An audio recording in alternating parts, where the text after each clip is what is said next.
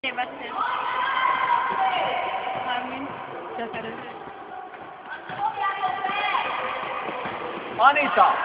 Anita, mit mondtam az előbb? Hova kell dobni?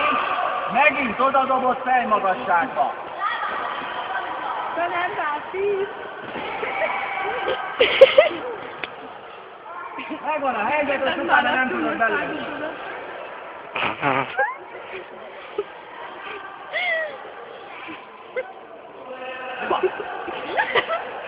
Nem lemenkedjél. Mit mondod? Ne rendetlenkedjél vele. Ó, tanárban, a legkedvenc tanárom. Ezt tovább!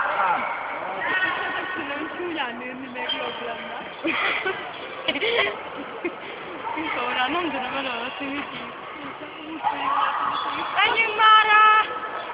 Szép! Na végre! Hát erről beszéltem!